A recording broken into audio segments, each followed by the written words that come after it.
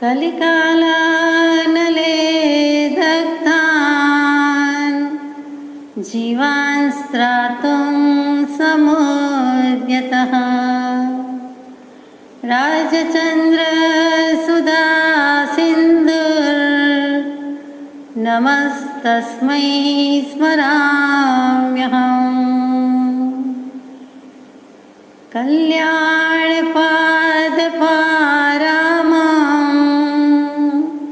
श्रुतगङ्गा हिमाचलम् विश्वाम्भोजरविन्देवं वन्दे श्रीज्ञातनन्दनम्। अज्ञानतिमिरान्धानां ज्ञानाञ्जनशलाकया चक्षुरुन्मीलितं येन तस्मै श्रीगुरवे नमः। सत्श्रुतने नमस्कार, असीम उपकारी आत्माने नमस्कार, तारक त्रिपुटी भगवंतने नमस्कार, मावित्रोने नमस्कार, माविત્રો સમાન મુરબ્બીઓ મુમુક્ષુઓને નમસ્કાર। પરમ કૃપાળુ દેવ પ્રણીત વચનામૃતજી પત્રાંક 500 મુંબઈ વૈશાખ સુદ નોમ રવિ વિક્રમ સંવત 1950 તારીખ 13/5/1894। શ્રી સૂર્યપુરે સ્થિત શુભેચ્છા પ્રાપ્ત શ્રી લલ્લુજી। શ્રી સૂર્યપુર એટલે આજનું તાપી નદીને તટે વસેલું સુરત, તે જ સુરતની વાત છે, પણ સૂર્યપુર એનું મૂળ નામ હતું, એટલે શ્રી સૂર્યપુરે સ્થિત, અને ત્યાં પણ સત્પુરુષ બિરાજમાન છે। લલ્લુજી એટલે બીજું કોઈ નહીં પણ પરમ ઉપકારી પરમ પૂજ્ય પ્રભુશ્રીજી આપણે જે કહીએ છીએ તે, જેમને કૃપાળુદેવે આત્મ સ્વરૂપની પ્રાપ્તિ કરાવી તે, તો તે સ્થાનકવાસી આમનાઈના આચાર્ય કોટીના શું આચાર્ય જ પુરુષ છે। અને આચાર્ય ભગવંતને પણ એમ થયું કે આ કૃપાળુદેવ આપણા ખરા જ્ઞાની કે આત્મજ્ઞાની છે, મોક્ષ માર્ગના દાતા છે, મને મોક્ષ મળશે તો અહીંથી મળશે। દીક્ષા ગુરુ ભલે બીજા છે, હરકચંદજી મહારાજ સાહેબ છે, પણ મને અહીંથી કંઈક મળે તેવું છે, અને એમણે પરમ કૃપાળુદેવનો પરિચય પ્રતીતિ થઈ ચૂક્યા છે। વિક્રમ સંવત 1946માં પ્રથમ સમાગમ અને ઓળખાણ થઈ, અને વિક્રમ સંવત 1950 એટલે તેમને 6 પદના પત્રની પ્રસાદી પણ સંપ્રાપ્ત થઈ ગઈ છે। પત્રાંક 493 હમણાં જ આપણે યથાશક્તિ વિચારણા પૂરી કરી, અને તે જ પત્રાંક અને તે જ 493 તે જ પ્રભુશ્રીજી તેમને પ્રાપ્ત થયા પછી હવે પરમ કૃપાળુદેવ જેવા પરમ કૃપાળુદેવ શું વિશેષણ આપે છે? માત્ર શુભેચ્છા પ્રાપ્ત લખે છે।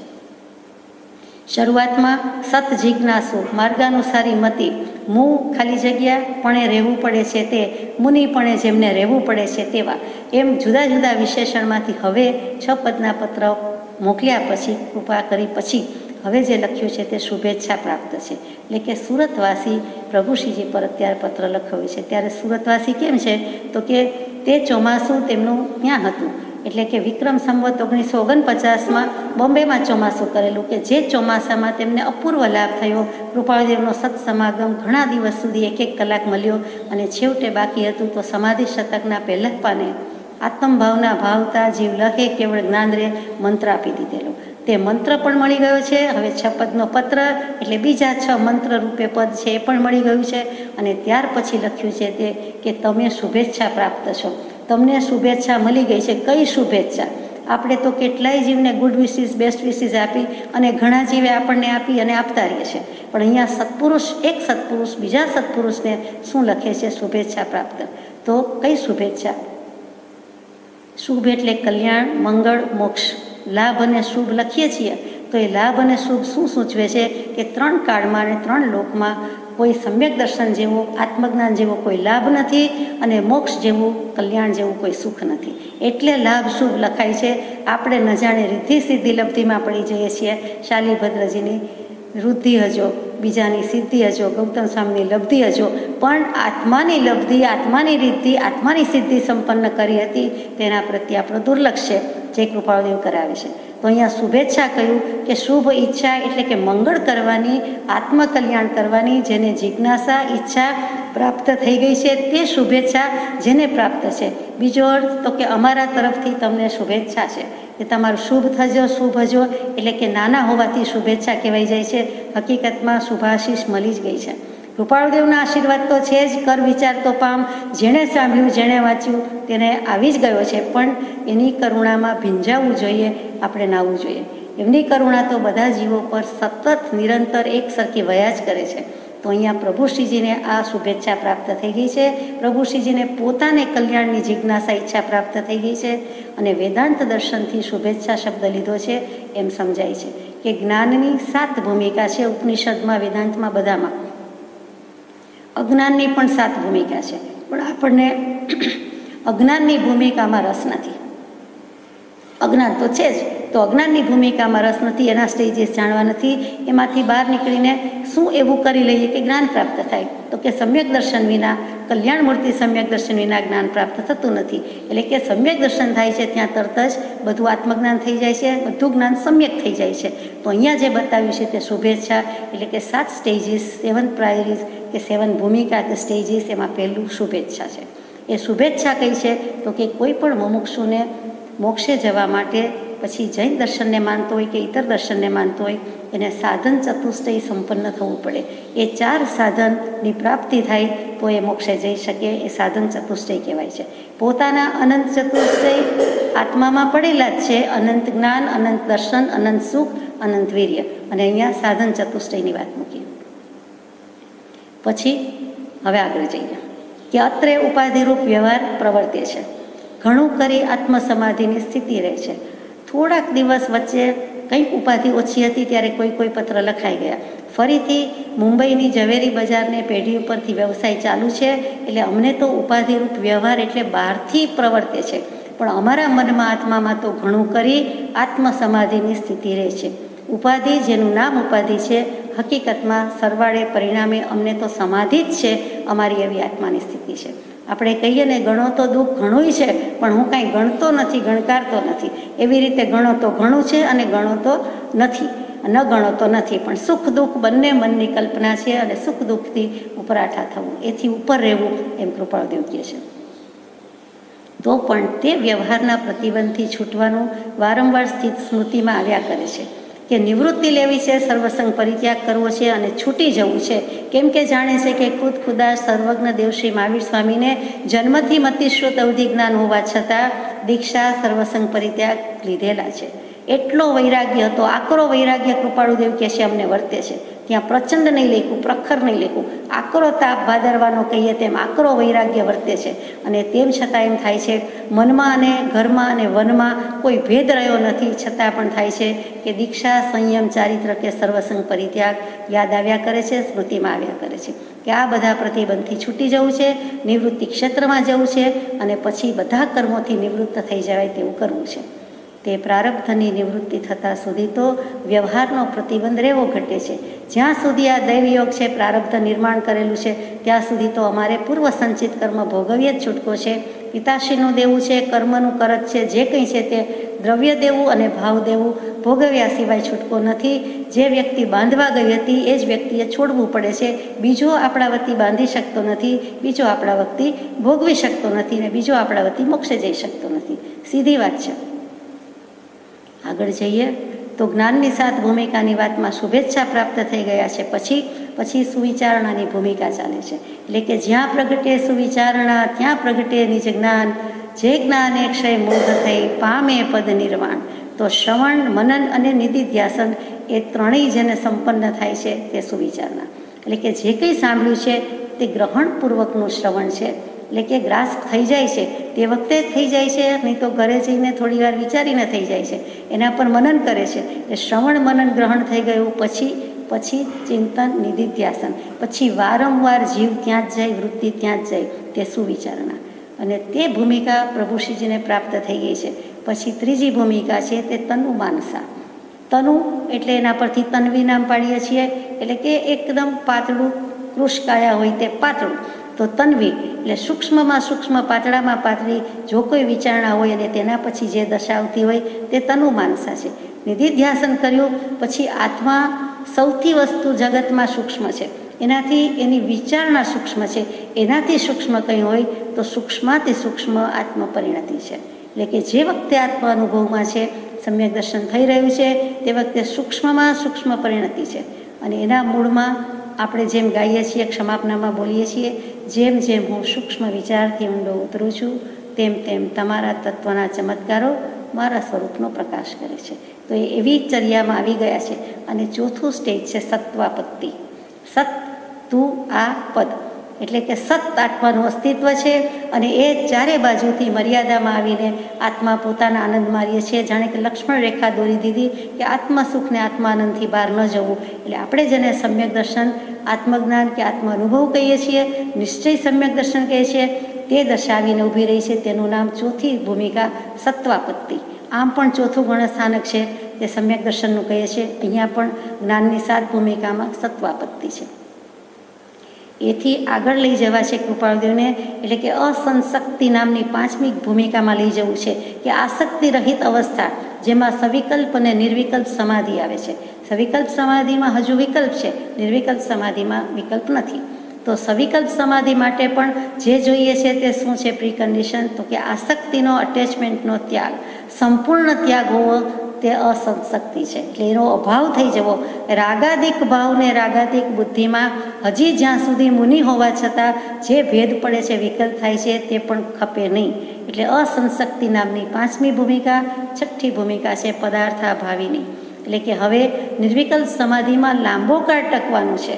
કેમ કે સમ્યક દર્શન થઈ ગયું, કેવળની સ્વભાવનું અખંડ વર્તે જ્ઞાન, કહીએ કેવળ જ્ઞાન તે દેહ છતાં નિર્માણ. જો વધુમાં વધુ 48 મિનિટ સુધી આત્માનુભવ મેન્ટેન થઈ જાય, એ નિશ્ચય સમ્યક દર્શનની દશા મેન્ટેન થઈ જાય, તો તે જીવને ત્યાં જ ત્યારે જ કેવળ જ્ઞાન થઈ જાય છે. એટલે વધુમાં વધુ 48 મિનિટ છે. અંતર મુહૂર્ત કહ્યું, 48 મિનિટમાં એક સમય બાકી. જો 48 મિનિટ કહે તો 2 ઘડી કહેવાય જાય. અંતર મુહૂર્ત એટલે કે મુહૂર્તની અંદર નહીં કહેવાય. એટલા માટે એ માપ રાખ્યું છે.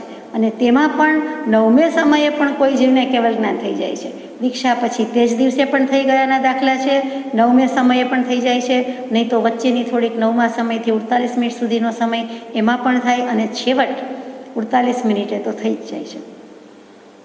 તો આ બધા શાશ્વત સનાતન સિદ્ધાંત છે. ત્યાં પદાર્થ અભાવીની એ 6ઠ્ઠી ભૂમિકા કહી. અને 7મી ભૂમિકા કહી છે કે તુરિયા તુર્યગા.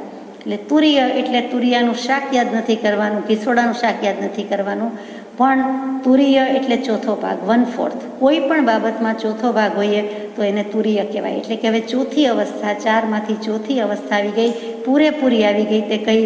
તો કે એશા બ્રાહ્મી સ્થિતિ, જે ગીતાજીમાં શ્રી કૃષ્ણ પરમાત્મા અર્જુનજીને બોધ કરે છે, એશા બ્રાહ્મી સ્થિતિ, એ આ બ્રાહ્મી સ્થિતિ આવીને ઊભી રહી ગઈ. કે સર્વદા બ્રહ્મમય રહેવું, સંપૂર્ણપણે રહેવું, એમાં જ સ્થિરતા, એમાં જ ટકી રહેવું. શું કામ? તો કે સંસારથી અટક્યો તે રહે ક્યાં? તો કે તે મોક્ષમાં, મોક્ષ ભાવમાં ટકે છે. સંસારથી અટક્યો એટલે પહેલામાં ટક્યો, સીધી વાત થઈ ગઈ ત્યાં. એટલે આ રીતે તુર્યા તુર્યગા અવસ્થાની વાત છે. પછી તો શાશ્વત સનાતન સમય સુધી કેવલ જ્ઞાન અને સિદ્ધા લઈને મોક્ષમાં જ રહેવાનું છે. તે આ જ્ઞાનની 7 ભૂમિકા વેદાંતથી લીધી, જીનાગમથી આપણે જાણીએ છીએ સમ્યક દર્શન, ત્યાંથી કેવલ જ્ઞાન. 4થાથી 13મા સુધીની યાત્રા તે અહીંયા વેદાંતમાં જ્ઞાનની ભૂમિકા ગઈ છે. તો હવે આગળ જઈએ કે અહીંયા પ્રભુ શ્રીજીને આટલી પ્રાપ્તિ કરાવી છે, પણ વિક્રમ સંવત 1954માં વસોમાં જ્યારે આત્મજ્ઞાનની પ્રાપ્તિ કરાવી ત્યારે કહ્યું કે હવે તમને આત્મ સ્વરૂપની પ્રાપ્તિ છે. 1 મહિનાનો લગભગ સમાગમ રહ્યો અને નડિયાદ પાસે વસો કહીએ છીએ, તે વસો ક્ષેત્રમાં પ્રભુ શ્રીજીને આત્મજ્ઞાન સંપન્ન કરાવ્યું હતું. નિમિત્ત વિના કંઈ થતું નથી. નિમિત્ત જો કે કાંઈ કરી શકતું નથી, નિમિત્ત એકલું કાંઈ કરી શકતું નથી, પણ નિમિત્તની ઉપસ્થિતિ વિના ઉપાદાન કાંઈ કરી શકતું નથી. એ સિદ્ધાંત છે. અને એ સિદ્ધાંતનો સ્વીકાર છે કે કૃપાળુદેવ જેવું ઉત્કૃષ્ટ નિમિત્ત અને સામે પ્રભુ શ્રીજી જેવું યોગ્ય ઉપાદાન હતું. બંનેનો સંજોગ એટલે જોગ થયો અને કલ્યાણ થયું. અને આપણા ઉપર કૃપા થઈ તો આવડી પત્ર મળ્યો છે. આગળ જઈએ કે અમે તો વ્યવહારનો પ્રતિબંધ રહેવા ઘટે છે કે જ્યાં સુધી પ્રારબ્ધની નિવૃત્તિ થાય ત્યાં સુધી, માટે સમચિત્ત થઈ સ્થિતિ રહે છે. અમે સમતા ભાવે, સમભાવે, સમદર્શીપણે, ચિત્તની સમતા વડે આ બધું જ વેઠીએ છીએ, વેદીએ છીએ. એટલે કે બધું જ સહન કરી જઈએ છીએ. આ બધા અમારે માટે પરિસર છે, ઉપસર્ગ છે. 22 પરિસહ મુનિને પીડે, અગણિત ગૃહસ્થની કેળે રે. ગૃહસ્થની કેળે એના જીવનમાં વ્યવહારમાં તો એને અગણિત પરિસહ કે વિઘ્ન આવે, ઉપસર્ગ આવે. સર્વ છોડીને ચાલ્યા ગયા તેમને તો વધુમાં વધુ 22 છે, અને એમાંથી એકી સમયે તો વધુમાં વધુ 19 જ હોય. ઠંડીનો હોય ત્યાં ગરમીનો ન હોય, ગરમી હોય ત્યાં ઠંડીનો ન હોય, બેઠા હોય તો ઊભાનો ન હોય, ને ઊભા હોય તો બેઠાનો ન હોય. એ જેમ સ્વાભાવિક છે એમ 3 પરિસહ નીકળી જાય. અને એકાદશ જીને એટલે કે જીન અવસ્થા પ્રાપ્ત થાય તો પણ 11 પરિસહ તો એમને પણ વેઠવા પડે છે, વેદવા પડે છે. તો અહીંયા કૃપાળુદેવ કહે છે કે અમે પણ એ રીતે વેદીએ છીએ, પણ સમચિત્ત છે, સમભાવ છે. અને સૌભાગભાઈને પણ એ જ બોધ આપ્યો છે કે સમપરિણામે પરિણમવું એ મોટામાં મોટો પુરુષાર્થ છે. તમારું લખેલું પત્ર એક સંપ્રાપ્ત થયું છે. યોગ વાસિષ્ઠ આદિ ગ્રંથની વાંચના થતી હોય તો તે હિતકારી છે. ગઈકાલે વિચારણામાં આવ્યું કે યોગ વાસિષ્ઠ ગ્રંથની ભલામણ કૃપાળુદેવે પ્રભુશ્રીજી જેવાને પણ કરી છે, અંબાલાલભાઈ જેવાને પણ કરી છે, અને તેઓએ આજ્ઞા ઉઠાવી છે, ઉપાસી છે અને ગ્રંથ વાંચ્યો છે. વેદાંતનો ગ્રંથ શિરોમણી કેવું હોય તો તે યોગ વાસિષ્ઠ, એનું બીજું નામ ઉત્તર રામાયણ કે મહારામાયણ, અને તેમાં 32,000 શ્લોક છે એટલે મહારામાયણ કહેવાય છે. અને વસિષ્ઠ મુનિએ રામચંદ્રજીને ઘણો વૈરાગ્ય હતો, અને ગમે તેટલો વૈરાગ્ય હોય પણ તમારે કેટલુંક તો અનાસક્ત ભાવે વેદવું, ભોગવવું જ પડશે. અને રામચંદ્રજીએ ભોગવ્યું અને છેવટે મોક્ષે પણ તે જ ભવે ગયા. તો એ રામચંદ્ર ભગવાનને પણ આપણા નમસ્કાર છે, કેમ કે મોક્ષમાં બિરાજે છે. તો એમને જે ઉપદેશ આપ્યો છે તે વસિષ્ઠ મુનિનો બોધ, તેનું નામ યોગ વાસિષ્ઠ. તો એમાં એ વેદાંતનો ગ્રંથ થયો. પ્રભુશ્રીજી જેવાને લઘુરાજ સ્વામી લલ્લુજી મુનિને કૃપાળુદેવે એ વાંચવાની ભલામણ કેમ કરી હશે તે રહસ્ય તો તેઓ શ્રી જાણે, આપણાથી કેમ મોકલે. પણ જૈનનો આગ્રહ પણ ભૂલી જવા, મતદર્શન વગેરે ભૂલી જવા માટે એમણે કદાચ સૂચવ્યું છે એમ લાગે છે. તેમાં પણ વૈરાગ્ય કેવું છે, કાળ દેવતાનું વર્ણન છે, બીજા કેટલા અનાસક્ત જીવોનું વર્ણન છે. અને એ વાંચતા પણ થાય કે વૈરાગ્ય આપણામાં આવવો જોઈએ. આપણો વૈરાગ્ય હજી રૂમાં પહેલી પૂણી છે, રૂની પહેલી પૂણી છે. ખરેખર તો વૈરાગ્ય ન કહેવાય. જો વૈરાગ્ય હોય તો ઉપશમ આવે તો પછી આગળ જાય વિતરાગતા લઈને જ જંપે જીવ. સમ્યક દર્શન લે અને વિતરાગ પણ થાય. સાચો વૈરાગ્ય પણ જીવને આવ્યો નથી. અને કૃપાળુદેવ કહે છે કે વૈરાગ્ય એ જ મોક્ષના અનંત સુખમાં લઈ જનાર ઉત્કૃષ્ટ ભૂમિઓ છે. જો વૈરાગ્ય નથી પાયામાં તો કોઈ ઇમારત ચણી શકાતી નથી, મહેલ ચણી શકાતો નથી. પહેલો જીવને વૈરાગ્ય જોઈએ છે કે મને આ સંસારમાં રસ નથી, સંસાર અસાર લાગે છે, અને કંઈક મારે મારા આત્માનું કરી લેવું જોઈએ. આ તો જે ફરજ છે તે કરવી પડે છે, અનાસક્ત ભાવે કરી લેવાની છે. પણ ખરેખર આ બધી મુસાફરી જ છે. આપણે પણ મુસાફર કે મહેમાન જ છીએ. અને થોડા 5, 55, 75, 95 વર્ષની અંદર કેટલુંક થઈ શકવાનું છે. જેટલું થઈ શક્યું તેટલું થયું. આયકાના દાયકા ગયા તે ગયા, પાછા આવતા નથી. પણ હવે શું એમ કરીને જે વૈરાગ્ય ભાવે થવું જોઈએ કે જગતમાં ખરેખર કાંઈ કોઈનું નથી, મારુંય નથી, બીજાનું નથી, કાંઈ નથી. બીજા માને કે નહીં પણ મારું તો કાંઈ નથી. જો શરીર પણ મારું નથી, દેહાદિક ભાવ પણ મારા નથી, તો બીજું તો આપણું થાય જ કેવી રીતે? બધાની ઇન્ડિવિજ્યુઅલ આઈડેન્ટિટી છે. દરેક દ્રવ્ય આત્મા જુદો છે. ત્યાં આપણે શું કરી શકીએ? તો યોગ વાસિષ્ઠ ગ્રંથની વાંચના થતી હોય તો તે હિતકારી છે. જીનાગમમાં પ્રત્યેક આત્મામાંની પરિમાણમાં અનંત આત્મા કયા છે, અને વેદાંતમાં પ્રત્યેક કહેવામાં આવી સર્વત્ર ચેતન સત્તા દેખાય છે તે એક જ આત્માની છે, અને આત્મા એક જ છે એમ પ્રતિપાદન કર્યું છે. તે બેય વાત મુમુક્ષુ પુરુષે જરૂર વિચારવા જેવી છે. વેદાંત અને વિતરાગ દર્શનમાં કેટલોક ભેદભાવ છે. ત્યાં જીનાગમ શું કહે છે કે દરેક આત્માની ઓન આઈડેન્ટિટી, અલગ વ્યક્તિત્વ છે. દરેક જીવ જુદો છે. કંદમૂળના સોયના અગ્રભાગ પર રહેલા અનંત જીવો, એ પણ એમાં એક જીવનું આઈડેન્ટિટી, ઓળખપત્ર જુદું છે. એ બધા જીવો સાથે નથી. કોઈ માતાને ત્યાં જોડલું જન્મે તો એ 2 બાળકો હોય કે કદાચ 7 સુધી ગયું હોય તો એ બધા વહેલા મોડા જન્મે, થોડીક સેકન્ડ વહેલા મોડા, પણ સાથે જ રહ્યા. એક જગ્યાએ જ એનો ઉછેર થયો. ગર્ભ અવસ્થામાં 9.25 મહિના એ રીતે ઉછર્યા. તો એ જીવોના પણ એવા કર્મ છે પૂર્વના કે જેથી 7+1 અથવા 2+1 કે 3ના કે 8ના કે એટલી ઓછી જગ્યામાં એને વેદનીય કર્મ ભોગવવું પડે છે. અને ઘણી જ દુઃખની વાત છે. તો એ દુઃખમાં ઓર ઉમેરો થાય છે. તો એ વખતે પણ આપણને સૂજી જાય કે બધા જીવ જુદા તો દેખાય છે, બધા જીવ જુદા જ છે. એટલે કંદમૂળમાં તો દેખાતા નથી તો પણ અનંત જીવ રહેલા છે, ગણી શકાતા નથી. એક સોય નીડલ પોઈન્ટ જેટલી જગ્યામાં જો અનંત જીવ હોય, ઇન્ફિનિટ, લિમિટલેસ જીવ, આપણે ગણી પણ શકતા નથી કે અસંખ્યાત પણ નથી. અનંત કયા છે? તો એવી રીતે દરેક આત્મા જુદો છે, દરેક આત્માનું સ્વરૂપ જુદું જ છે, એમ જૈન દર્શન કહે છે. તિર્યંચ ગતિના પશુ પંખી હોય, વનસ્પતિ હોય, દેવગતિના દેવદેવી હોય, નરકના નારક હોય કે મનુષ્યની હોય, ગમે તે હોય, પણ બધા જ જીવ જુદા છે. જ્યારે વેદાંત દર્શનમાં શું કહે છે કે સર્વત્ર ચેતન સત્તા દેખાય છે તે એક આત્માની એટલે એક બ્રહ્મ તત્વ જ છે. અને એ બ્રહ્મનો જ આ બધો રામચંદ્ર કહે છે તેમ એક રામનો અથવા બ્રહ્મનો જ આ પ્રસ્તાર કે પથારો છે, બ્રહ્મનો જ વિલાસ છે.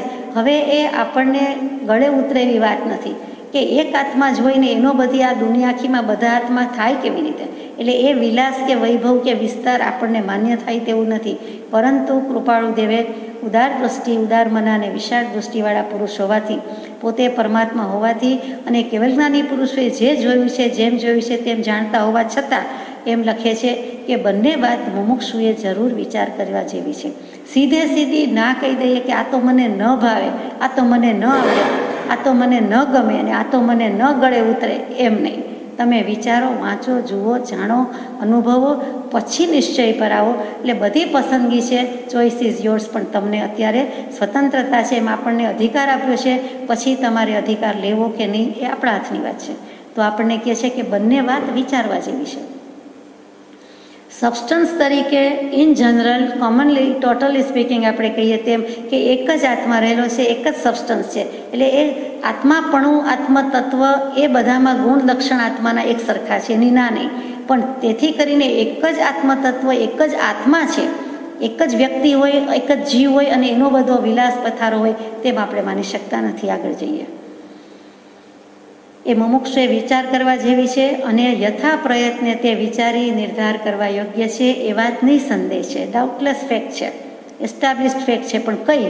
તો કે યથા પ્રયત્ને વિચારી અને પછી નિર્ધાર કરી. તમે યથાશક્તિ પહેલાં વિચારણા કરો, જે સુવિચારણાની ભૂમિકા હતી તે, પછી નિર્ધાર પર આવો, કન્ક્લુઝન પછી આપો, અભિપ્રાય પછી આપો. પહેલાં વાંચો, વિચારો, સમજો. તથાપિ જ્યાં સુધી પ્રથમ વૈરાગ્ય અને ઉપશમનું બળ દૃઢપણે જીવમાં આવ્યું ન હોય ત્યાં સુધી તે વિચારથી ચિત્તનું સમાધાન થવાને બદલે ચંચળપણું થાય છે. આપણી જ વાત જાણે કૃપાળુદેવે લખી દીધી છે કે જ્યાં સુધી વૈરાગ્ય ઉપશમનું બળ આપણને નથી અને દૃઢપણે નથી આવ્યું ત્યાં સુધી આપણે આ બધા વિચારના નિર્ણય લઈ શકતા નથી. એટલું જ નહીં, પણ કેમ શાસ્ત્રકારોમાં ભેદ હશે? જ્ઞાની પુરુષે કેમ જુદું જુદું લખ્યું હશે? બધા જ્ઞાનીનો મત એક સરખો કેમ નથી? તો કે બધા જ્ઞાનીનો મત એક સરખો જ હોય, પણ અજ્ઞાનીના કોટી અભિપ્રાય હોય. જ્ઞાનીનો તો એક જ હોય, કેવલ જ્ઞાની ભગવાને તો એક કેવલ જ્ઞાની ભગવાને જોયું, તે જ અનંત કેવલ જ્ઞાની ભગવાને જોયું, પણ બીજા બધાને જુદું લાગે. તો અહીંયા એમ કહ્યું કે વૈરાગ્ય ઉપશમનું બળ આપણું દૃઢ થશે, પછી વિચારનો નિર્ધાર થશે. ત્યાં સુધી શું થાય છે? તો કે ચિત્ત દખલ પામે છે, દરમિયાનગીરી, વિક્ષેપ, ઉલટું ચંચળ થઈ જાય. નહોતા જાણતા તો એક જ નિરાંત હતી કે વાત હતી, એ ખબર જ નહોતી. ખબર પડ્યા પછી મનોમંથન થાય, વિક્ષેપ થાય, વિચારણા થાય, આમ હશે કે તેમ હશે એમ સંદેહ થાય છે, શંકા થઈ આવે છે. તો કે ચિત્ત થોડું ચકડોળે ચડે છે, ચંચળ થાય છે. તેથી ચિત્ત વિક્ષેપ પામી યથાર્થપણે વૈરાગ્ય ઉપશમને ધારણ કરી શકતું નથી. માટે તે પ્રશ્નનું સમાધાન જ્ઞાની પુરુષોએ કર્યું છે. તે સમજવા આ જીવમાં વૈરાગ્ય, ઉપશમ અને સત્સંગનું બળ હાલ તો વધારવું ઘટે છે. કૃપાળુદેવ પ્રભુ શ્રીજીને મુનિ દશામાં દીક્ષા લીધા પછી 5, 7, 10 વર્ષ થઈ ગયા છે. એકાંતરા ઉપવાસ વર્ષો સુધી કર્યા છે. આજીવન બ્રહ્મચર્ય વ્રત છે, દેખીતી વાત છે. અને સંસાર અસાર લાગ્યો ત્યારે બધું છોડ્યું છે, હર્યો ભર્યો પરિવાર છોડી દીધેલો છે. અને તેમ છતાં કૃપાળુદેવ લખે છે કે હજુ વૈરાગ્ય, ઉપશમ અને સત્સંગનું બળ વધારવા જેવું છે. એ શું સૂચવે છે કે જીવને કેટલી બધી સત્સંગની જરૂર છે? તો કે છે કેવલ જ્ઞાન થાય ત્યાં સુધી શ્રુતનું અવલંબન, સત્સંગની જરૂર છે. વૈરાગ્ય ઉપશમ વિના તો કાંઈ નથી. એ બે જે કંઈ છે આત્મકલ્યાણ કરવાના મૂળ છે, અને જો ન હોય તો એના કાળ છે. એ પણ 506 નંબરના પત્રમાં પછી આવવાનું જ છે. એમ જીવમાં વિચારી જીવે વૈરાગ્ય આદિ બળ વધવાના સાધન આરાધવાનો નિત્ય પ્રતિ વિશેષ પુરુષાર્થ યોગ્ય છે. આ જ પ્રભુ શ્રીજીને કૃપાળુદેવે અગાઉ પછીના પત્રોમાં પ્રમાદ વિશે પણ લખ્યું છે કે પ્રમાદ કરવા યોગ્ય નથી, પ્રમાદ સેવવા યોગ્ય નથી. ચોખ્ખું ચણક નહીં લખ્યું, પણ શ્રી ઉત્તરાધનજી સૂત્રના 32મા અધ્યાયની મોઢા આગળની 24 ગાથા મનન કરશો પ્રભુ શ્રીજીને તો એ વખતે મુખપાઠ છે, કંઠસ્થ છે, પણ મનન કરશો, એનું અનુપ્રેક્ષણ કરશો કે હું તે પ્રમાણે કરું છું કે કેમ. આટલી જગ્યાએ પ્રમાદ રહે છે એ મુદ્રાજનજી સૂત્રના તે અધ્યયનમાં છે. તો એમાંથી મારી પાસે પ્રમાદ ક્યાં છે અથવા પ્રમાદ પાસે હું ક્યાં ક્યાં કહેવાઉં. કેમ કે પ્રમાદ વશાત, એક નહીં જેવા પ્રમાદ વશાત કૃપાળુદેવને મહાવીર સ્વામીની સાથે હતા, છેલ્લા અંતેવાસી શિષ્ય હતા, પણ કલ્યાણ ન થઈ શક્યું, એટલે કે મોક્ષે ન જઈ શક્યા. એટલે કે કલ્યાણ તો થયું જ, જેટલું થવાનું એટલું થઈ ગયું, પણ મોક્ષે જવું જોઈએ, મહાવીર સ્વામીની જેમ મોક્ષમાં પધારી જવું જોઈએ, તે વખતે ન થઈ શક્યું. તો હવે કહે છે કે અમે એટલા લઘુશંકા નજીવા પ્રમાદ વશાત રખડવાનું થયું. અંબાલાલભાઈને પણ કહ્યું કે તમે પ્રમાદ નહીં કરશો. જેમ મહાવીર સ્વામી ગૌતમ સ્વામીને કહેતા હતા કે હે ગૌતમ, સમય માત્રનો પ્રમાદ કર્તવ્ય નથી, સમયમ ગોયમ મા પમાઈએ. એ જ વસ્તુ કૃપાળુદેવે પણ આપણને એવી જ રીતે કીધી છે, કારણ કે જાણે છે આપણી નાડ કે આપણે પ્રમાદમાં જ પડ્યા છીએ. તો અહીંયા આ પ્રભુશ્રીજીને કીધેલો પહેલો પેરેગ્રાફ પૂરો થાય છે.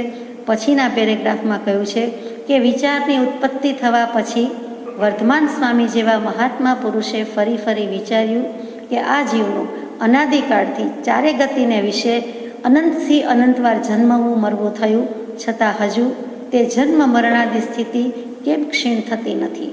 તો હવે કેવા પ્રકારે ક્ષીણ કરવી અને એવી કઈ ભૂલ આ જીવની રહ્યા કરી છે કે જે ભૂલનું આટલા સુધી પરિણમવું થયું છે.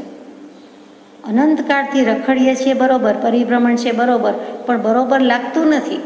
સાંભળી લીધું ને વાંચી લીધું કે એમ થાય છે કે મારા જન્મ મરણ કેમ મીટે ફીટે, મારે શું કામ જન્મ મરણ કરવા પડે છે. બીજાનું જાણે, અથવા બધાનો વિચાર કરીએ આપણે, પાછા જરાક બધાના હિતનો વધારે વિચાર કરનારા, એટલે સાથે સાથે સંગાથે કરીએ. બીજાય દુઃખી છે તો હુંય દુઃખી છું, એમાં શું, પણ બીજાય કેમ દુઃખી છે અને હું પણ કેમ દુઃખી છું. બીજા સુખી છે તો એના મૂળમાં શું છે, અને મેં માન્યું છે એ સુખ સાચું છે કે કેમ, એવા બધા વિચાર કરતા નથી. અહીંયા મહાવીર સ્વામી જેવા મહાવીર સ્વામી જન્મથી 3 જ્ઞાન, દીક્ષા વખતે 4થું મનોપર્ય જ્ઞાન, ઉત્કૃષ્ટ વૈરાગ્ય હોવાથી તે જ સમયે પ્રગટી જાય છે. તે સમયમાં કોઈ પણ દીક્ષાર્થીને વૈરાગ્યની ઉત્કૃષ્ટ માત્રા હોવાથી તે જ સમયે મનોપર્ય જ્ઞાન થઈ જાય. પછી શું બાકી રહ્યું, એકમાત્ર કેવલ જ્ઞાન. તો દીક્ષાથી કેવલ જ્ઞાન સુધીનો પુરુષાર્થ જે કરે છે તે દરમિયાનની વાત મૂકી છે. જાણે કે કૃપાળુદેવને આમ તાદૃશ ચિતાર ખડો થઈ ગયો છે અને લખે છે કે મહાવીર સ્વામી શું કરતા હતા, કેમ ઉઠતા હતા, બેસતા હતા. તો લખે છે વિચારની ઉત્પત્તિ થવા પછી મહાવીર સ્વામી આટલું વિચાર્યું. તો પહેલાં વિચારની ઉત્પત્તિ તો થઈ ગઈ, ફરી વિચાર્યું તો કે વિચારવું તો પડે ને, એક વખત વિચારીએ પૂરું થઈ જાય. તો વિચાર શબ્દ શું કહે છે, ભાર વિચાર પર છે. તો કે વિવત્તા ચર, વિશેષપણે ચરવું, ફરવું, સ્થિર થવું, ટકવું, રહેવું, તેનું નામ વિચાર. અને વિશેષપણે વિશેષ પ્રકારે એટલે આત્માના વિચારમાં રહેવું તે. તો એ વિચારની ઉત્પત્તિ તો મહાવીર સ્વામીને થઈ ગઈ છે, હજુ કેવલ જ્ઞાન નથી થયું તે સમયની વાત છે. તો કે એવા મહાવીર સ્વામીએ પણ વિચારની ઉત્પત્તિ થયા પછી, વિચાર વિમર્શ થયા પછી, ચિંતન થયા પછી નિર્ધાર થઈ ગયો છે શેનો, આત્માનુભવનો. પોતાનો આત્મા, હું આત્મા છું ને આત્મા છે, આત્મા નિત્ય છે, કરતા ભોગતા છે, મોક્ષ છે, મોક્ષનો ઉપાય શું છે એની જાણે કે વિચારણા કરતા હોય તે વાત આવે છે. તો એ નિર્ધાર નિશ્ચય કર્યા પછી, જળ ચેતનનો વિવેક કર્યા પછી આપણા જીવોમાં જેવા જીવો માટે કરુણા કરવા વિચારણા કરી છે. તો વર્ધમાન સ્વામી જેવા મહાત્મા પુરુષે ફરી ફરી વિચાર્યું. શું ફરી ફરી વિચાર્યું, તો કે શુક્લ ધ્યાન જે શ્રેણી માંડે અને શુક્લ ધ્યાનના જે 4 ભેદ કે ભાંગા કયા છે એમાં જે આવે છે તે કે વિતર્કો શ્રુત, એટલે શ્રુતના એક શબ્દ ઉપર પણ વિચાર કરે કે પરિભ્રમણ શા માટે, વિકલ્પ શા માટે, એક જ શબ્દ ઉપર એટલી વિચારણા ચાલે. અને એના અંતે શું આવ્યું, તો કે કેવલ જ્ઞાન. એ કેવલ જ્ઞાનમાં શું માન્યું કે દેખાયું કે જોયું, તો કે જીવનું અનાદિકાળથી આ પરિભ્રમણ છે કેમ મળતું નથી, અને જે ભૂલ અત્યાર સુધી આટલા સુધી કેમ પરિણમવું થયું છે. આ પ્રકારે ફરી ફરી અત્યંત એકાગ્રપણે સદબોધના વર્ધમાન પરિણામે વિચારતા વિચારતા વર્ધમાન ભગવાને જે ભૂલ દીઠી છે તે જીનાગમમાં ઠામ ઠામ, ઠેર ઠેર, ઠેક ઠેકાણે કહી છે. અને કઈ ભૂલ છે કે જે ભૂલ જાણીને તેથી રહિત મુમુક્ષુ જીવ થાય. એ ભૂલ જાણીએ તો ખબર પડે કે આ એક ભૂલમાં અનંત ભૂલ રહેલી છે, તો મૂળ ભૂલ શું છે મારી, એ વાત હવે આવે છે. જીવની ભૂલ જોતા તો અનંત વિશેષ લાગે છે, પણ સર્વ ભૂલની બીજભૂત ભૂલ અને મૂળભૂત ભૂલ તે જીવે પ્રથમમાં પ્રથમ વિચારવી ઘટે છે કે જે ભૂલનો વિચાર કર્યાથી સર્વે ભૂલ મટે છે, અને જે ભૂલના મટવાથી સર્વે ભૂલ મટે છે. જો કોઈ જીવ કદાપી નાના પ્રકારની ભૂલનો વિચાર કરી તે ભૂલથી છૂટવા ઈચ્છે તો પણ તે કર્તવ્ય છે, અને તેવી અનેક ભૂલથી છૂટવાની ઈચ્છા મૂળ ભૂલથી છૂટવાનું સહેજે કારણ થાય છે. કે અનંત ભૂલ છે, અનેક ભૂલ છે, ભલે ને હોય, મૂળિયું ક્યાં છે, જડ ક્યાં છે, એટલે એનો જ કાપી નાખો, કુવાડેથી કાપી નાખો, ગ્રંથિ ભેદ કરી નાખો, સમ્યક દર્શન લઈ લેવું, આત્મજ્ઞાન કરી લેવું, ભલે ને અનંતકાળથી ફર્યા, હવે વિરામ, હવે અટકી જવું છે. અહે જીવા ક્લેશરૂપ સંસાર થકી વિરામ પામ, નહીં તો રત્ન ચિંતામણી જેવો મનુષ્ય દેહ નિષ્ફળ જશે. તો એ ભૂલ કઈ છે એ આપણને અહીંયા જિજ્ઞાસા જગવી છે. આ પત્રમાં કૃપાળુદેવે ભૂલ મૂકી નથી, આપણે શોધવાની છે. આ જ વસ્તુને પરમ પૂજ્ય બ્રહ્મચારીજી જે શ્રી બાંધણી તીર્થમાં થઈ ગયા, એટલે એમણે પ્રજ્ઞાબોધ જેવું સુંદર પુસ્તક લખ્યું, શાસ્ત્ર લખ્યું, જેમાં વચનામૃતજી અને શાસ્ત્રો જ છે. 108 પુષ્પ છે, 108 પદ્ય પદ કહો કે પુષ્પમાં કૃપાળુદેવને એટલી અંજલિ આપી છે, વિતરાગ પરમાત્માને એટલી અંજલિ આપી છે. એમાં મહાવીર સ્વામી વિશે પણ પુષ્પો લખ્યા છે, એ કાવ્યો લખ્યા છે. એમાં જે મૂક્યું છે તે કહું: વિચાર જાગ્યો વીરને ચારિત્ર મોહ ઘટી જતા. જુઓ, દર્શનમોહ ગયો, સમ્યક દર્શન થયું, અને પછી ચારિત્ર મોહ પણ ઘટે છે. તેથી પ્રક્ષણ ચારિત્ર મોહ વિલોકીએ લગભગ હલબલી ગયો છે, ઢીલી માટીના ઢેફા જેવા થઈ ગયો છે. કેમ કે મૂળમાં તો કપાઈ ગયું છે, સેજ અડી રહ્યું છે, તે કર્મ બાકી રહ્યા છે. પછી જન્મ્યો કરોડો રે, કર્યા નહીં પાર પામ્યો તે છતાં. કઈ ભૂલ ભવ માં રહી કે ભવ હજી કરવો પડ્યો. ફરી વિચારી ટાળી દેવી, એ વિચાર ઉરે ઘડ્યો. કે મારે એ ભૂલ કાઢવી છે, ઘડવી છે મારા પોતાના માટે, અને લોકોને પણ બતાવી દેવું છે કે તમે આ ભૂલ કરો છો, જેથી રખડપટ્ટી થઈ છે, પરિભ્રમણ થયું છે. શું આવે છે? સદબોધના વધતા બળે એકાગ્રતા અત્યા ધરી. મૂળ ભૂલ ભગવાને દીઠી જે ટાળવી અત્યા કરી. વૈરાગ્ય વૃદ્ધિ ત્યાં થઈ, પુરુષાર્થ બળ જાગ્યું અતિ. નિશ્ચય કર્યો કે અલ્પ વયમાં ટાળવી ચારે ગતિ. ભલે હું 32 વર્ષનો ભર યુવાનીમાં હોઉં અથવા તો 52 વર્ષનો હોઉં કે જે કાંઈ હોય તે. દીક્ષા લીધી ત્યારે મહાવીર સ્વામી 30 વર્ષની ઉંમર. માતા પિતાએ ના કહી કે મોટા ભાઈની આજ્ઞા માન્ય કરવી, અને માતા પિતાની વિદાય પછી લીધી તો મોટા ભાઈ કે માતા પિતા ગયા અને હવે મારે એકલો કારભાર સંભાળવાનો છે, તમે રોકાઈ જાઓ. તો 2 વર્ષ મહાવીર સ્વામીએ માન રાખ્યું, રોકાઈ ગયા. 28ની બદલે 30મે વર્ષે લીધી, અને 72 વર્ષનું લગભગ આયુષ્ય. તો એ 42 વર્ષ દીક્ષાથી કેવળ જ્ઞાન, દીક્ષાથી નિર્વાણમાં ગયા.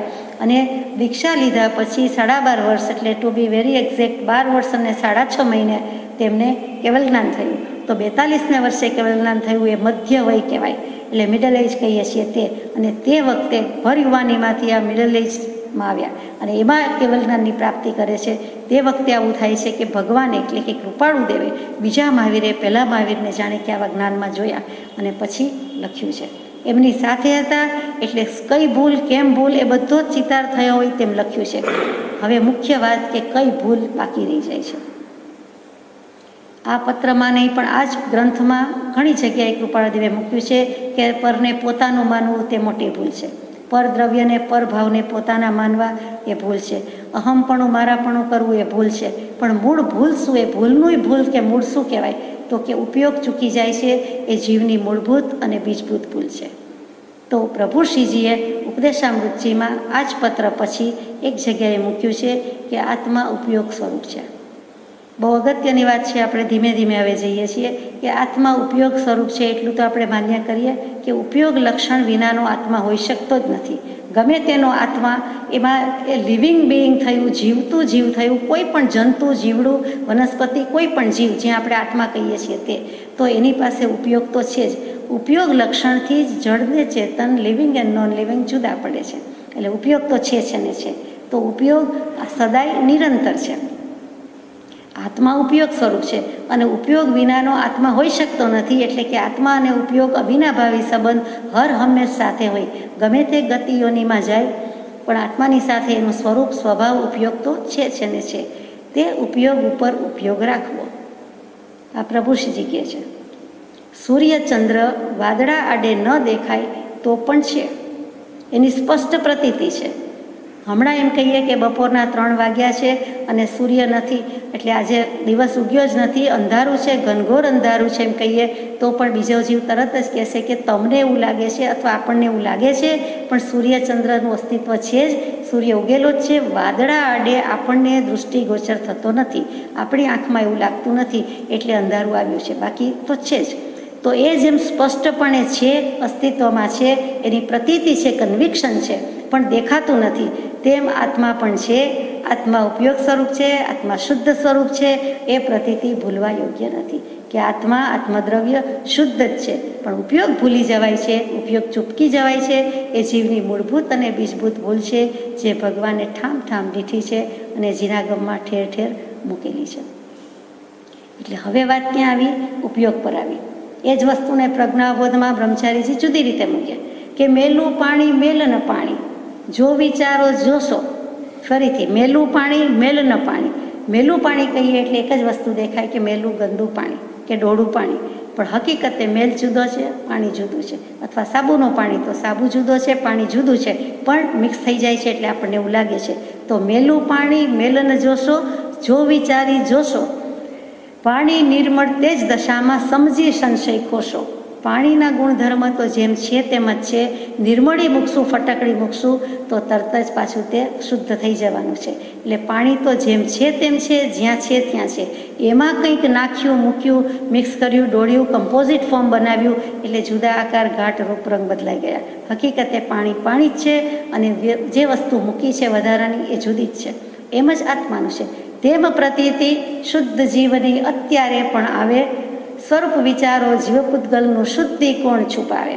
અત્યારે પણ જીવ અને પૂતગલ, આપણો આત્મા અને દેહ ખોડિયું લઈને બેઠા છીએ. કમ્પોઝિટ ફોર્મ છે એટલે સાથે છીએ, પણ ખબર છે કે માયલો જુદો છે, એટલે કે આત્મા જુદો છે અને ખોડિયું શરીર જુદું છે.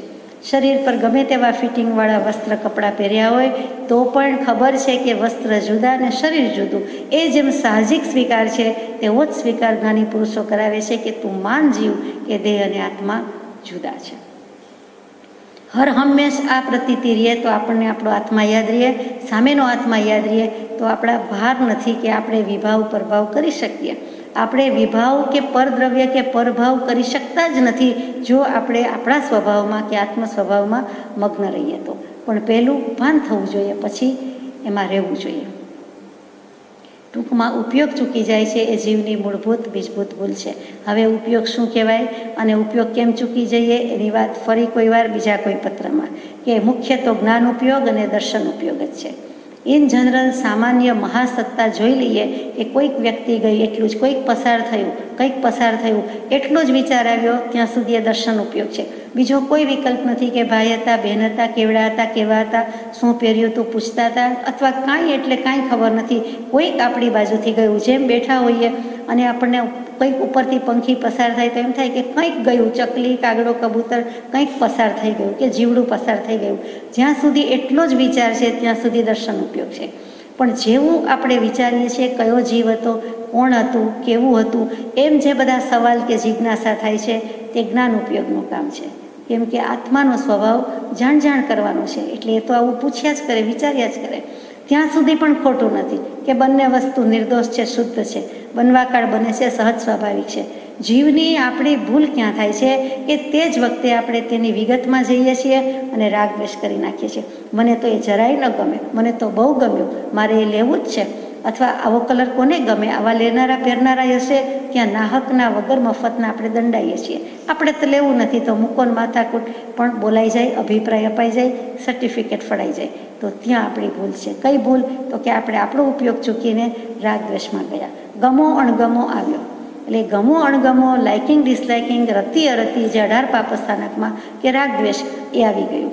એક કલર લેવો છે એમ નક્કી કરીએ એટલે તેના પ્રત્યેનો રાગ સાબિત થયો અને બીજા બધા કલર પ્રત્યે દ્વેષ સાબિત થયો.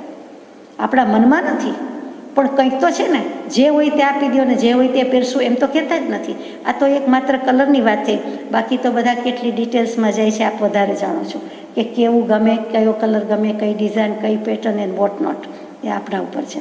તો અહીંયા તો એવું કે જ્ઞાન ઉપયોગનું કામ, અને એમાં જે લાઇક ડિસલાઇક થઈ જાય છે એ ભાવ બગાડે છે, એટલે ઉપયોગ ચૂકે છે ને જીવની મૂળભૂત બીજભૂત ભૂલ કહેવાય છે. આગળ જઈએ કે શાસ્ત્રમાં જે જ્ઞાન પ્રગટ કર્યું છે તે જ્ઞાન બે પ્રકારમાં વિચારવા યોગ્ય છે. એક પ્રકાર ઉપદેશનો છે, બીજો સિદ્ધાંતનો છે. હવે ઉપદેશ બોધ કોને કહેવાય, સિદ્ધાંત બોધ કેને કહેવાય? કે જન્મ મરણાદિ ક્લેશવાળા આ સંસારને ત્યાગવો ઘટે છે. અનિત્ય પદાર્થમાં વિવેકીને રુચિ કરવી હોય નહીં. માતા પિતા સ્વજનાદિક સર્વનો સ્વાર્થરૂપી સંબંધ છતાં આ જીવ તે ઝાડનો આશ્રય કર્યા કરે છે, તે જ તેનો અવિવેક છે. પ્રત્યક્ષ રીતે ત્રિવિધતાપરૂપ આ સંસાર જણાતા છતાં મૂર્ખ એવો જીવ તેમાં જ વિશ્રાંતિ લેવા ઈચ્છે છે. પરિગ્રહ, આરંભ અને સંગ એ સૌ અનર્થના હેતુ છે. એ આદિ જે શિક્ષા છે તે ઉપદેશ જ્ઞાન છે. કંઈક વર્ષોથી કંઈક જગ્યાએથી સાંભળતા આવ્યા છીએ કે આ સંસાર સંસારક છે અને એને ત્યાગવા યોગ્ય છે. પણ દેહ ધરી દીધો છે તો હવે શું થાય? તો હવે પુરુષાર્થ થાય, સત્પુરુષાર્થ થાય કે થયું તે થયું, ભૂત ભવમાં જે હતું તે હવે આ દેહ જોઈતો નથી, એવું કંઈક કરવું છે. અનિત્ય પદાર્થમાં બધા જ પદાર્થ અનિત્ય છે આત્મા સિવાયના, તો એમાં વિવેકીને કંઈ રુચિ થાય નહીં, હોઈ શકે નહીં. પછી સ્વજન વગેરે છે એ સ્વજન છે હતા હોય, માતા પિતા વગેરે પણ નામ લખ્યું છે, પણ બધો સંબંધ છે એ સ્વાર્થરૂપ છે કે કંઈ ને કંઈ હેતુ વસાત, કંઈ ને કંઈ ઋણાનુબંધથી, કંઈ ને કંઈ લેણ દેણથી બધા ભેગા થયા છીએ, પણ એમાં સ્વાર્થ જ છે. અને એ સ્વાર્થરૂપી સંબંધનો પણ હજી જીવ આશ્રય કર્યા કરે છે, એ ઝાડુ ગૂંથ્યા જ કરે છે. પોતાના માતા પિતા, પછી પોતે માતા પિતા થાય છે, પછી પોતાના સંતાન તરીકેની ફરજ, પછી પોતાના સંતાન પ્રત્યેની ફરજ, એમને એમ જીવ કરોડિયાની જેમ ઝાડુ ગૂંથ્યા કરે છે અને એમાં સપડાય છે, ફસાય છે. તો કૃપાળુદેવ કહે છે કે મૂર્ખ એવો આ જીવ તેમાં જ વિશ્રાંતિ લેવા ઈચ્છે છે, એને આરામ પણ તે જ લાગે છે. જીવવું તો અહીંયા અને મરવું તો આમ, એટલે મરવું કે જીવવું પણ અહીંયા ને અહીંયા આ જ સંગાથીઓ, આ જ ભવના સંગાથી જાણે કે દર ભવે મળવાના હોય એવી રીતે એટલી મમતા કરી નાખે છે અને મારાપણું કરી નાખે છે. તો એ સૌ આરંભ, પરિગ્રહ અને સંગ, આસક્તિ ને રાગાદિક ભાવ, બુદ્ધિ વગેરે એ અનર્થના હેતુ છે. એમાં અર્થ એટલે આત્મા સાંપડતો નથી, આત્મજ્ઞાન થતું નથી, પણ એ અનર્થકારી છે, એટલે કે કલ્યાણકારી નથી પણ અકલ્યાણકારી છે. આ બધો જે બોધ છે તે ઉપદેશ જ્ઞાન કહેવાય. કે ભગવાન કે આચાર્ય ભગવંત આપણને કહેતા હોય છે, સાધુ સાધ્વી ભગવંત કહેતા હોય છે તે, અથવા તો આપણને કૃપાળુદેવે અહીંયા બોધમાં મૂક્યું છે તે, કે એ સત્પુરુષનો બોધ છે, આ ઉપદેશ જ્ઞાન છે કે આ ઠીક છે, આ ઠીક છે. હવે સિદ્ધાંત બોધ શું છે? કે આત્માનું હોવાપણું, નિત્યપણું, એકપણું, અનેકપણું, બંધાદી ભાવ, મોક્ષ, આત્માની સર્વ પ્રકારની અવસ્થા, પદાર્થ અને તેની અવસ્થા એ આદિને દૃષ્ટાંતથી કરી જે પ્રકારે સિદ્ધ કર્યા હોય તે સિદ્ધાંત જ્ઞાન છે. કે આત્મા શું? આત્મા દ્રવ્ય છે, પદાર્થ છે. તો પદાર્થના દ્રવ્યના ગુણધર્મ હોય, પ્રોપર્ટીઝ હોય, તો એવી રીતે આત્માની પણ હોય. અને પ્રોપર્ટી એને જ કહેવાય છે, એની મિલકત છે, એનું સ્વામિત્વ છે, એનો અધિકારી છે. બીજા લક્ષણ એનામાં હોઈ શકે નહીં, તે એનો સ્વામી અધિકારી એટલે પ્રોપર્ટીઝ કહીએ. તો આત્માનું હોવાપણું છે, સિદ્ધ થઈ જાય છે તો પણ આત્માનું અસ્તિત્વ તો અલગ ને અલગ ઓન આઈડેન્ટિટી ત્યાં પણ છે. અને અહીંયા પણ છે કેવી રીતે? તો કે ન્યારાપણાથી એ મેન્ટેન કરે છે, એ અસંગ રહી શકે છે. જેમ આપણે આલોચનામાં ગયું કે અહો સમ્યક દ્રષ્ટિ જીવડો કરે કુટુંબ પ્રતિપાલ, અંતર્ગત ન્યારો રહે ધાવ ખીલાવે બાળક બીજા પાસે મોટું થતું હોય તો પણ એને તેના જેવું કે સવાયું જ રાખે છે, મા જેવું કે મા કરતાં સવાયું, છતાં બાળકને માને કે ધાવ માતાને ખબર છે કે એ મારી માતા નથી, કે એ મારું બાળક નથી. એ મારાપણાનો, આત્મીયતાનો થોડોક ફરક, થોડુંક આંતરું દેખીતી રીતે ન હોવા છતાં પણ રહેલું છે, એને સ્વીકાર કરવો પડે છે. એમ જ છે કે જળને ચેતન, આત્માને દેહ સાથે ને સાથે રહ્યા હોવા છતાં આત્મા દેહથી જુદો છે, દેહ આત્માથી જુદો છે. આત્મા એક નંબરનો, અવ્વલ નંબરનો સ્વાર્થી છે. દેહ જેની પાસેથી કામ લીધું એ દેહને નીચે મૂકીને, જ્યાં હોય ત્યાં મૂકીને પોતે ભાગી જાય છે, ઉડી જાય છે, પોતાની અનંત શક્તિથી છોડીને જતો રહે છે. એને કોઈ પર્વત, પંખી, પક્ષી કોઈ રોકટોક કરી શકતું નથી, બીજે જન્મ પણ લઈ લે છે. હજુ તો ડૉક્ટર્સને કે આપણને કે ઘરમાં ખબર પડે તે પહેલાં એ જીવ તો બીજે જન્મ પણ ધારણ કરી દે છે. એ કેવી સિદ્ધાંત છે, કેવી શક્તિ છે, આત્માની અનંત શક્તિ છે. એને કોઈ મૂકી આવતું નથી, પોતે પોતાની અનંત શક્તિથી નીકળી જાય છે, છોડી દે છે. કોઈ જાતનો રાગ નહીં, ભાવ નહીં, કોઈની કાંઈ પડી જ નથી. અને આસાનીથી કેટલો અસંગ છે આત્મા એ જોવાનું છે, અને ઉડી જાય છે, નીકળી જાય છે. અને બીજે વિધિન નો ટાઈમ, આંખ પલકારો મારે, એક વખત બ્લિંક થાય ત્યારે તો અસંખ્યાત સમય વયા જાય છે. એટલે એ પહેલાં વધુમાં વધુ 4 સમયમાં બીજે જન્મી જાય છે. એક સમયમાં તો મોક્ષે જનારો જીવ હોય તે સિદ્ધ ગતિમાં પહોંચી જાય, બીજાને 2, 3 કે 4 સમય જ લાગે છે. માનો કે 1-2 ટન વધારે હોય તો 2 સમયની બદલે 3 સમય, 3ની બદલે 4 સમય, પણ એથી વધારે લાગતો નથી. માનો કે જન્મવાનો હોય મનુષ્ય તરીકે તો માતાના ઉદરમાં પ્રવેશી જાય છે, પછી એનો 9-9.25 મહિને જન્મ થવાનો હોય ત્યારે થાય છે. એટલે આયુષ્યમાં ખરેખર તો એ ટાઈમ પણ આપણે ગણી લેવો જોઈએ, એવી આ વાત થઈ. તો એ જન્મી જાય છે, હકીકત છે, એ કોઈની રાહ જોતો નથી. તો એ જ 1-2 પરચા જ આત્માની અનંત શક્તિના પૂરતા છે. બીજી તો ઘણી રહેલી છે કે આ આત્માની શક્તિ છે ને કોઈ ભગવાન થોડો લે છે, મૂકે છે, એ થોડો વચ્ચે કોઈ ઇન્વોલ્વ થાય છે.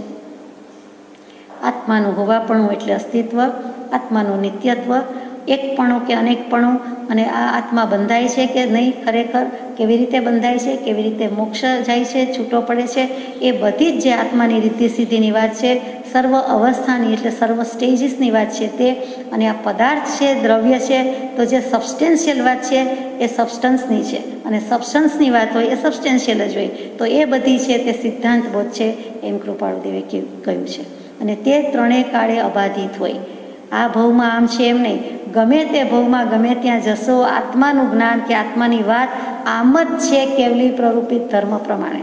એટલે એમાં એનું શરણું ગ્રહણ કરીએ છીએ. 44 શરણમ પવજ્જામીમાં અરિયંતે સિદ્ધે સાહુ, અને 4થું શરણ કેવલી પ્રરૂપિત ધર્મ વિતરાગ પ્રણિત તત્વ સર્વજ્ઞ સિદ્ધાંત સત્ય. એમાં મિનમેટ નથી. ગમે ત્યાં જઈએ, આ કર્મના કાયદામાં કોઈ ફેરફાર નથી, આત્માની વાતમાં કોઈ ફેરફાર નથી.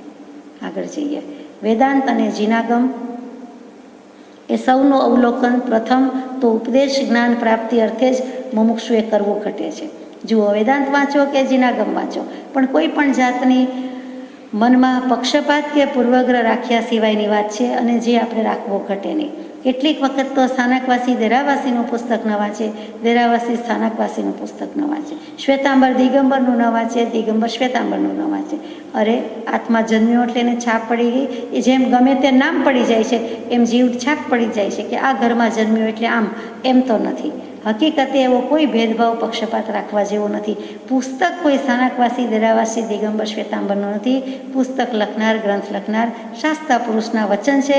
કેવલી ભગવંતે જેવું જોયું છે તે પ્રમાણે લખવામાં આવ્યું છે.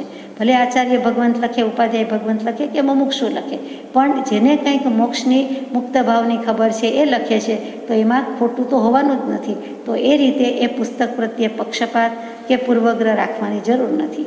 આ મોટી વાત છે. આટલી વિશાળતા, ઉદારતા ભાગ્યે જ ક્યાંક હોય છે. કારણ કે સિદ્ધાંત જ્ઞાન જીનાગમ અને વેદાંતમાં પરસ્પર ભેદ પામતું જોવામાં આવે છે. બંનેમાં થોડોક ફરક આવે છે. પહેલું તો વેદાંત દર્શન જ્યાં પૂરું કરે છે ત્યાં વિતરાગ દર્શન શરૂ કરે છે. વેદાંત દર્શન એમ કહે છે કે સમકિત કે આત્મજ્ઞાન થઈ ગયું એટલે પૂરું થઈ ગયું, જીવ જાણે કૈવલ્ય ભાવમાં આવી ગયો, કેવલ જ્ઞાન થઈ ગયું ને મોક્ષ જાય.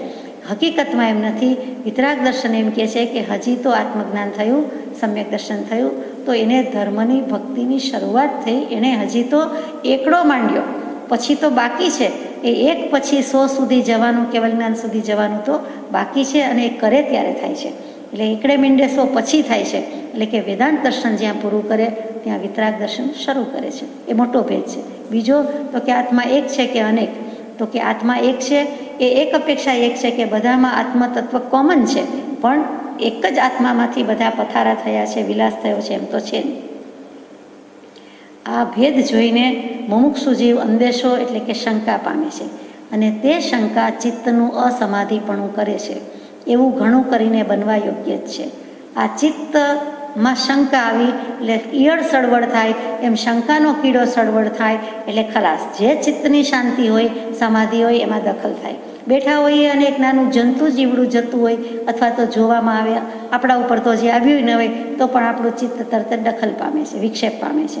એવું જ કોઈક આવે એટલે તરત જ બધાનું લક્ષ તે તરફ જાય. તો આ જે બધા અશાંત ને ચંચળતાના ભાવો છે એ જ આત્માની વાતમાં છે કે હજી આત્મા છે એમ નિત્યત્વ અને અસ્તિત્વ ઉપર દૃઢીભૂત થયું નથી, અને અનુભવ થયો નથી આત્માનો. હજી તો સાંભળવાથી કે વાંચવાથી થતું ઊંચીનું જ્ઞાન છે, અને તે જ્ઞાનમાં આવું કંઈક થઈ જાય એટલે શંકાનો કીડો સળવળે. તો ભગવાન કહે કે જ્ઞાન તહા શંકા નહીં સ્થાપ, જ્યાં શંકા ત્યાં ગણ સંતાપ. લોક પુરુષ સંસ્થાને કહ્યું, એ પદમાં મૂક્યું કે શંકા મનછા ડાકણને શંકાભૂત, એટલે તો ભેગું ને ભેગું જ જાય, એમાં રહેવા જેવું નથી. આત્મા જ્ઞાન સ્વરૂપ છે અને જ્ઞાન સ્વરૂપી આત્મા જ્ઞાનીએ જ્ઞાનની વાત મૂકી છે, જ્ઞાનથી વાત મૂકી છે, એટલે ત્યાં કાંઈ કરવા જેવું નથી. કારણ કે સિદ્ધાંત જ્ઞાન તો જીવને કોઈ અત્યંત ઉજ્જવળ ક્ષયોક્ષમે અને સદગુરુના વચનની આરાધનાએ ઉદ્ભવે છે. સિદ્ધાંત જ્ઞાન તો જીવને કાં તો પૂર્વનું આરાધન હોય તો ઉદ્ભવે છે, અથવા તો સદગુરુના વચનની આરાધનાથી ઉદ્ભવે છે, અને કાં તો પોતાને અત્યંત ઉજ્જવળ જ્ઞાનનો ક્ષયોક્ષમ હોય તો ઉદ્ભવે છે. સિદ્ધાંત જ્ઞાનનું કારણ ઉપદેશ જ્ઞાન છે. સીધે સીધી આત્માની મોક્ષની આવી વાત જીવને ગળે ઉતરશે નહીં. પહેલાં ઉપદેશ જ્ઞાન જોઈશે, ઉપદેશ બોધ જોઈએ.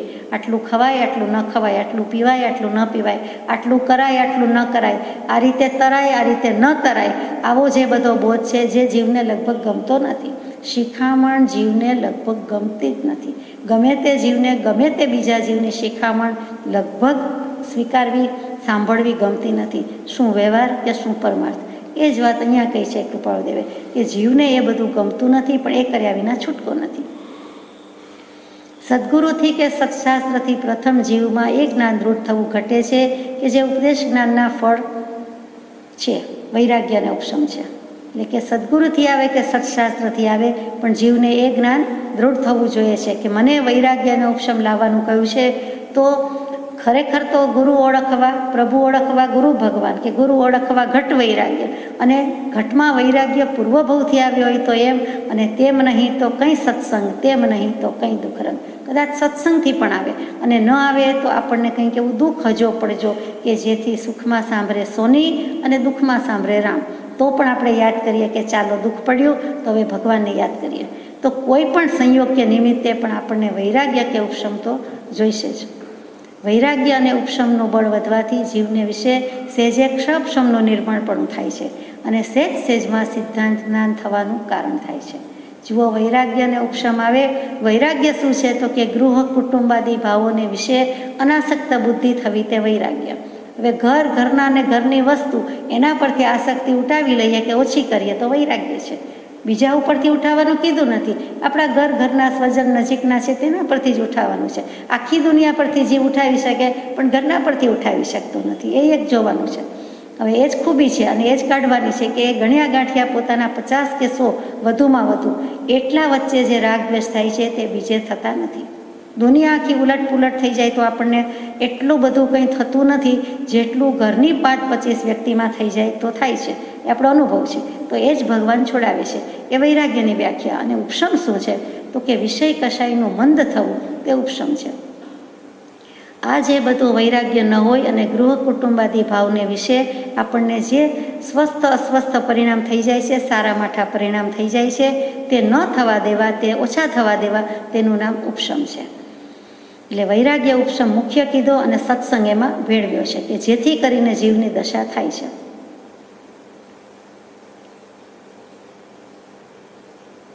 તે કરવા માટે વૈરાગ્ય અને ઉપશમ છે જે ફરી ફરી જીનાગમમાં અને વેદાંત આદિ શાસ્ત્રોમાં કહેલા છે, વિસ્તારેલ છે. માટે નિસંશયપણે યોગ વાસિષ્ઠાદિ વૈરાગ્ય ઉપશમના હેતુ એવા સદગ્રંથો વિચારવા યોગ્ય છે.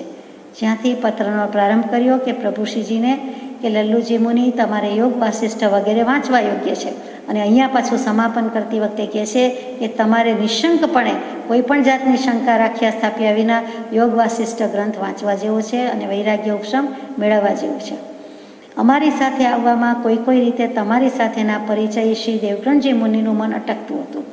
અમારી પાસે આવવામાં એટલે કૃપાળદેવ પાસે આવવામાં કહે છે કે દેવગ્રંથજી મુનિ હતા, પ્રભુશ્રીજી સાથે જ છે અને દીક્ષા જ લીધેલી છે, અને એમને મન થાય કે લાગે છે તો જ્ઞાની પુરુષ, પણ ગમે એમ તો એ કપડાનો પેરણનો ફેર છે, એમણે દીક્ષા લીધી નથી, અથવા તો મને સામેથી કહેતા નથી, તો મારે જવું કે કેમ. એટલે થોડીક લોકસંજ્ઞા, થોડીક લોકલાજ, થોડીક બીજા જુએ છે, બીજા સાંભળે છે, એવા બધા ભાવ થયા કરે છે.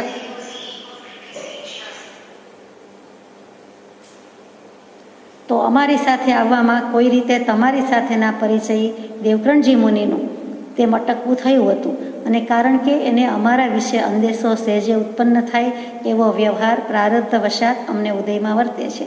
એમનો પણ વાંક નથી, એમને એવું થાય જ. એમને એવું ઝેરની કણી રહી જ ગઈ હોય કે ગમે એમ તો દીક્ષા તો નથી લીધી ને અત્યારે તો વ્યવહાર કે વ્યવસાય કે પરિવારમાં બેઠેલા છે ને અને એમાંથી આ વાત કરે છે ને એટલે એમને ગળે ઉતરે નહીં, જચે નહીં, રૂચે નહીં. અને ઉપરથી ટીકા કરે, નિંદા કરે તો સત્પુરુષને કરુણા છે કે મારા વિશે કર્મો બાંધે. તો કૃપાળુદેવ કહે છે અમે પ્રગટમાં જાહેરમાં સ્પષ્ટપણે આવ્યા નથી. એમણે સત્સંગની સભા ભરી નથી, ધર્મસભા ભરી નથી, કોઈ આશ્રમ સ્થાપ્યો નથી, કોઈ મંડળ સ્થાપ્યું નથી. ગણ્યા ગાંઠિયા 1, 2, 2.5 જણા 5 જણા ને કદાચ સાથે રહેવું હોય, કોઈક રસોઈ કરવામાં, કોઈક સત્સંગ સાંભળવામાં, કોઈ વાત કરવામાં, તો ભલે એ પણ સામાજીવને યોગ્યતા છે અને એમની તૈયારી છે માટે. બાકી સામેથી કોઈને ઇન્વાઇટ કર્યા નથી કે તમે અમારી રસોઈ કરજો, તમે અમને આમ કરજો, તમે અમને આમ કરજો. અમારે આટલી આટલી અપેક્ષા છે, સગવડ સાચવવી પડશે, તમે પહેલેથી જઈને આટલી સગવડ સાચવજો, તૈયારી કરજો, એવું એમણે કહ્યું નથી. એમણે છૂપા જ રહ્યા છે, પ્રગટ રહ્યા જ નથી, સમજીને સમાયા છે, બિલકુલ છલકાયા નથી. કારણ કે જાણીએ છીએ કે અધૂરો ઘડો છલકાય, આ પૂરેપૂરું જ્ઞાન હોય તે કદી છલકાય નહીં. એ સમજીને સમાઈને રહ્યા છે. તો અમારો પ્રારબ્ધવશાત જે ઉદય છે એના વિશે એમને અંદેશો ઉત્પન્ન થાય, એટલે કે શંકારીએ, અને તેવા વ્યવહારનો ઉદય દેખી ઘણું કરી ધર્મ સંબંધી સંઘમાં અમે લૌકિક લોકોત્તર પ્રકારે ભણવાપણું કર્યું નથી કે જેથી લોકોને આ વ્યવહારનો અમારો પ્રસંગ વિચારવાનો વખત ઓછો આવે. એટલે કે અમારા ગુણગ્રામ કરવાનો કે અમારી ટીકા નિંદા કરવાનો વખત જ ઓછો આવે. એટલે અમે ગુપચુપ રહીએ છીએ, અપ્રગટ રહ્યા છીએ.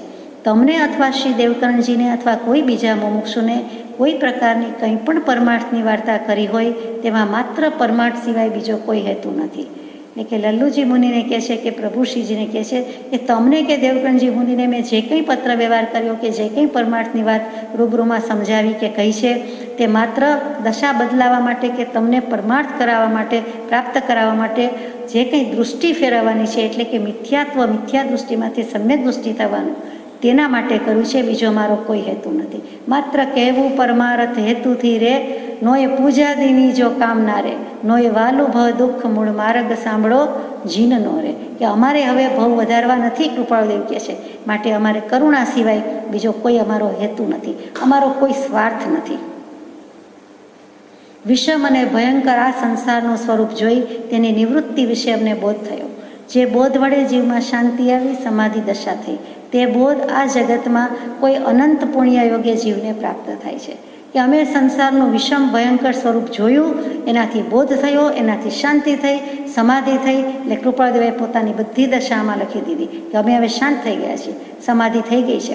અગાઉના કેટલાય પત્રોમાં લિખિત સમાધિ જ લખી છે. તો આ જગતમાં કોઈક પુરુષને માંડ આ પ્રાપ્ત થાય છે, એમ મહાત્મા પુરુષો ફરી કહી ગયા છે. આ દુષ્મકાળને વિશે અંધકારને પ્રગટી બોધના માર્ગને આવરણ પ્રાપ્ત થયા જેવું થયું છે. અંધકાર એટલો બધો પ્રગટી ગયો છે અને મોક્ષ માર્ગ છે એને જાણે આવરણ આવી ગયું છે. તે કાળમાં અમને દેહજોગ બન્યો. અમારે આ કાળમાં જન્મવાનું હોય જ નહીં, હતું જ નહીં, પણ અમારે જન્મવાનું થયું. તે કોઈ રીતે ખેદ થાય છે, તથાપિ તો પણ પરમાર્થથી તે ખેદ પણ સમાધાન કરવા યોગ્ય છે. એટલે કે અમને પરમાર્થથી નિશ્ચયથી તો સમાધાન જ છે, મનમાં તો સમાધાન જ છે. પણ તે દેહજોગમાં કોઈ વખત કોઈ મુમુક્ષુ પ્રત્યે વખતે લોકમાર્ગનો પ્રતિકાર કરી ફરી કહેવાનું થાય છે કે લોકમાર્ગનો વિરોધ કરીને પણ લોકો ભલે ગમે તેમ કહે, પણ કોઈક સુગ્ન યોગ્ય જીવ દેખાય, ઉપાદાન તૈયાર થયું હોય તો મેં નિમિત્ત રૂપે કંઈક ને કંઈક સમાધાન કરી દીધું છે. આ દેહથી, આ જોગથી એટલું કર્યું છે. જે તે દેહ જોગમાં કોઈ વખત કોઈ મુમુક્ષુ પ્રત્યે વખતે લોકમાર્ગનો પ્રતિકાર કરી કહેવાનું થાય છે. જે જોગમાંનો જોગ તમને અને શ્રી દેવકરણજી સંબંધમાં સહેજે બન્યો છે. આ સહેજે બની આવ્યો છે તમારો મેળાપ ને દેવકરણજી મુનિને, એટલે એ જોગ નિમિત્ત અને જોગ દેહ એ સંયોગ પ્રાપ્ત થયો છે. ટૂંકમાં અમારે તમને મળવાનું થયું કે તમારે અમને મળવાનું થયું એમ.